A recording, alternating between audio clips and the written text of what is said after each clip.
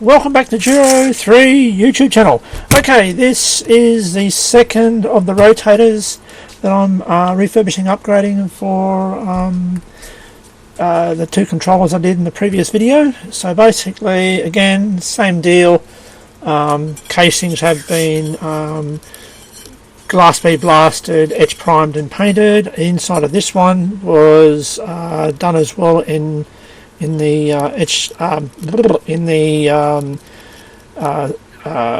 glass bead blasting. It was a bit rough inside, and then I have painted it with a clear just to reseal it.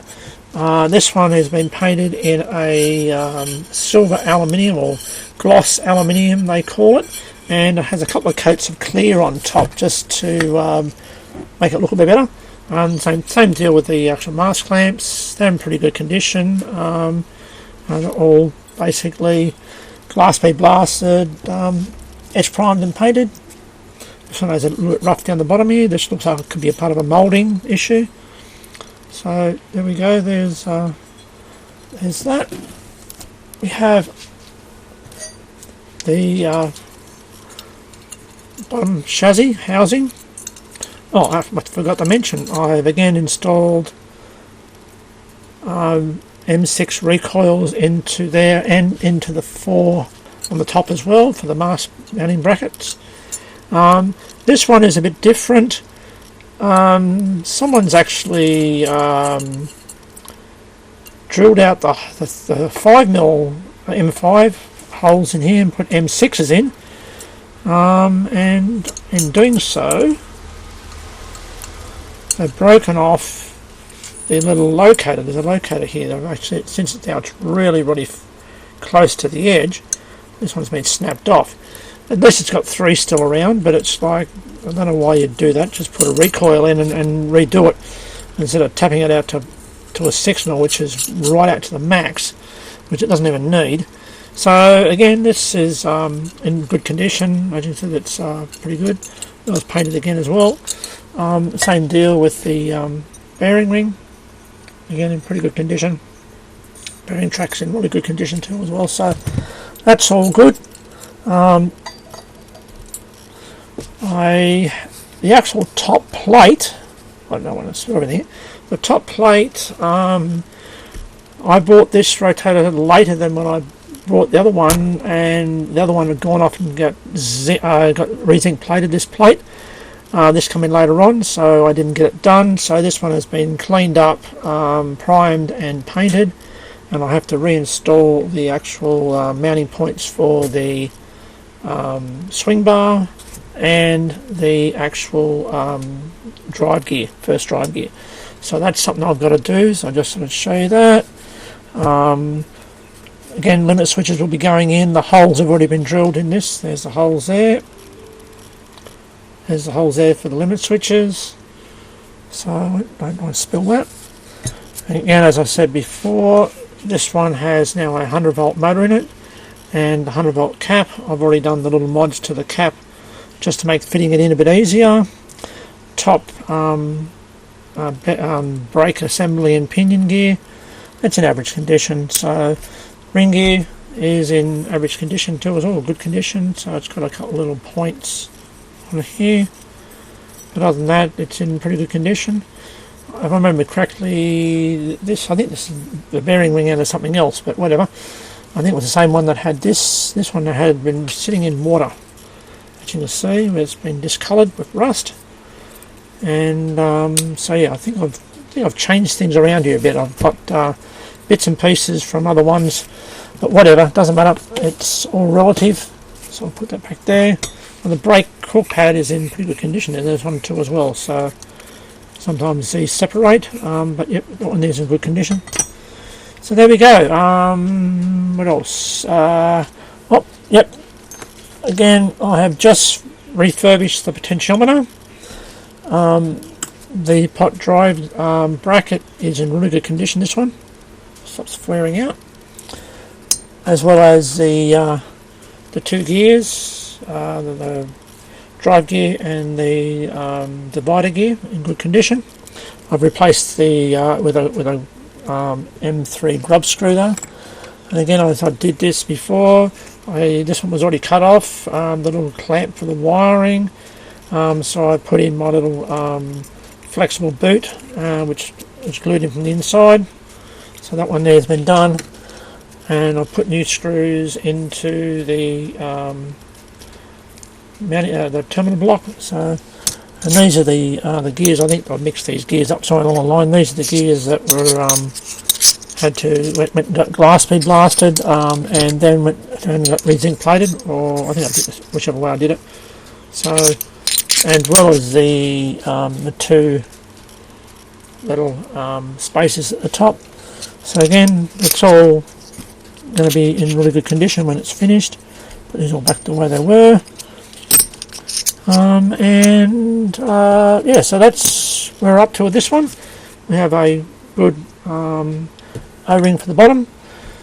So there we go. We are back in this again. So this is the second one in the series of these that I'm doing. This is the actually Alinco EMR-400. So Alinco EMR-400 is this one, and it will be matched up with the EMR-400 controller that I've got, which you've looked in a previous video, you would see what I've done to it. And so basically these are getting ready to be assembled now. I've got to do all this here and assemble everything, and so we shall see you in the second part. Okay, we're back. I have just finished assembling all the swing bar and the first gear onto the plate, as well as the limit switches. So there we are, that's all done, and you can hear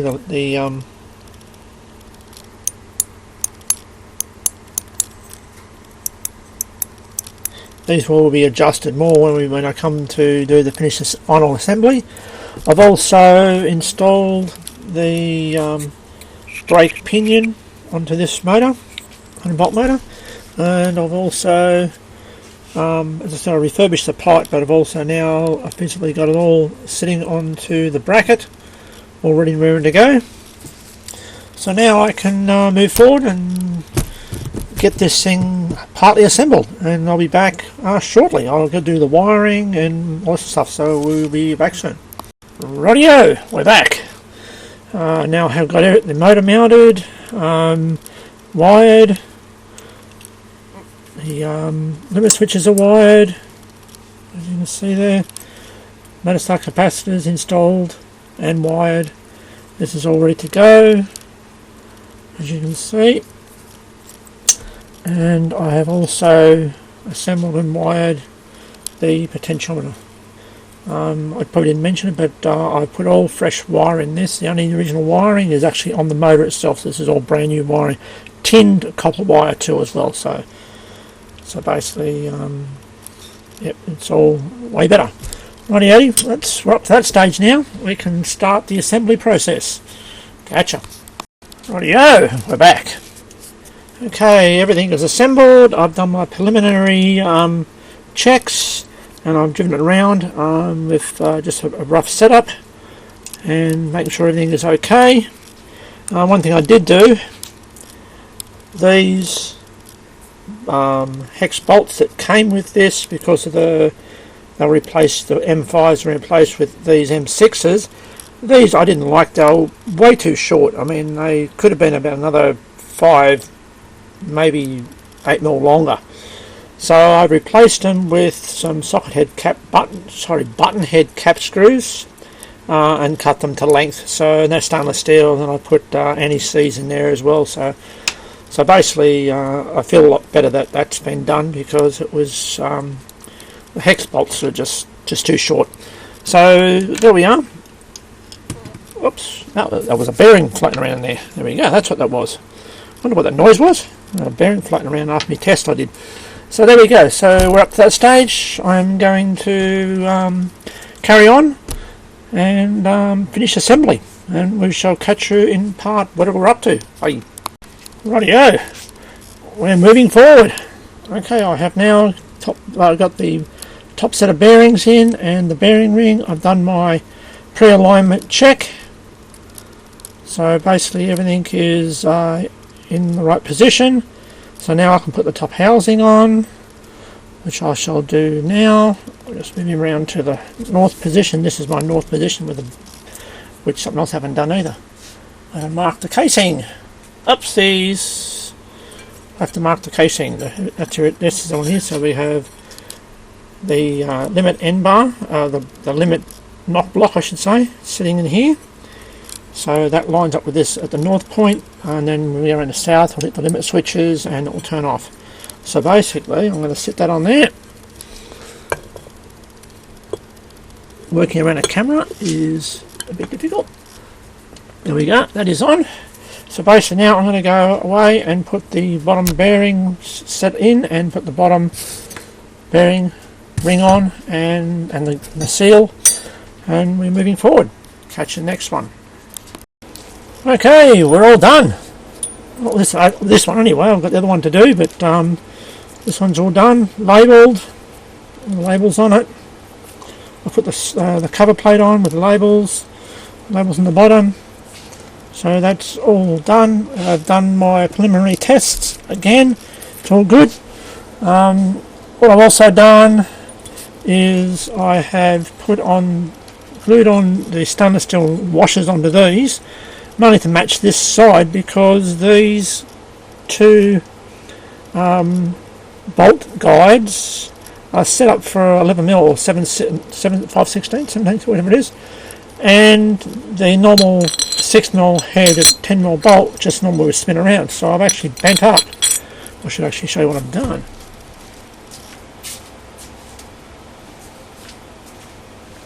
I have bent up a 10mm washer to give myself some flat area to go against these edges, and I elongate the hole to let the bolt go through. So when the bolt goes in now, and now you line it up, it touches this side and it's forced out and on a wider surface here as well. So there's more purchase on this, and you can see, there we go. So basically that's just there to physically make it easier for assembly. You don't have to hold the nut and bolt, which you just had to do before. And problem being, when you just to put these in with them wide spaced, you used to put too much force on these, and it would snap these straight off, as I think one of the other ones I've seen, which has, not this one, this other one that I've got has one snapped off on it. So that eliminates or lessens that part of it. So that's another thing I've done for these. So yeah, that's just a little mod that I've done. So this one's ready. The Alinco EMR-400 is done.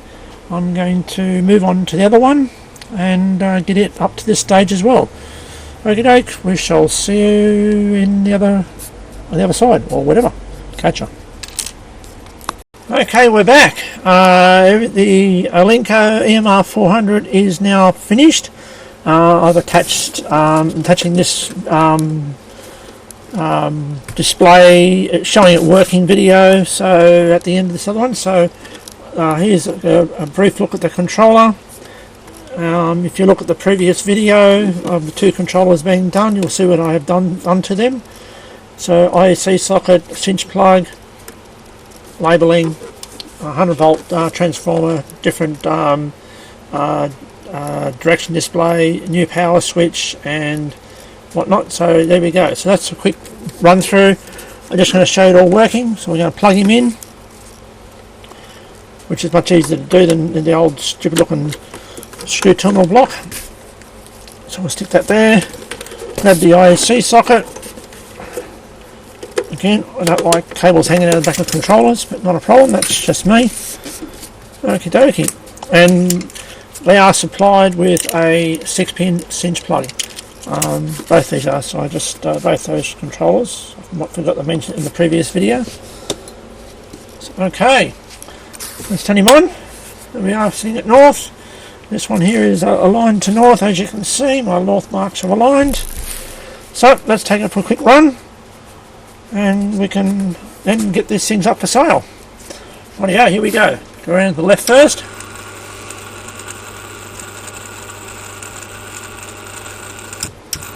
And as you can, I'll just bring up here, you'll hear the brake. If I rotate it, you hear the brake dropping up and down inside. Probably not as loud as that previous one. Not a bit of vibration. So there we go. Taking around to the something to the west. Here we go.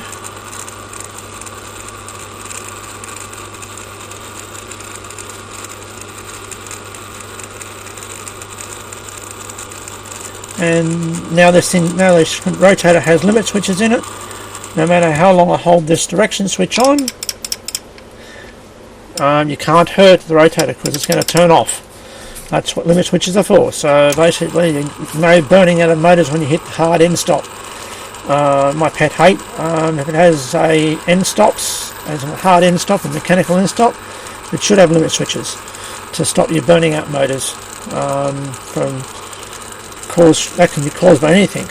So yeah, but that's what I do. I put limit switches in these things, and when you put limit switches in, you need to put the motor start capacitor in the rotator. That's one of the reasons why I change everything to 100 volts, because the capacitors are slightly smaller and makes it easier for fitting. So we just passed north. We're in the northeast. There's my marks coming around. The display is getting a bit washed out with the amount of light I've got here, but I get a general drift. The LEDs in this, I already showed you this before in the previous video, so you have to go back and look at that one. But there we go. So the limit switches will kick in at about 5 degrees past south. Here we go.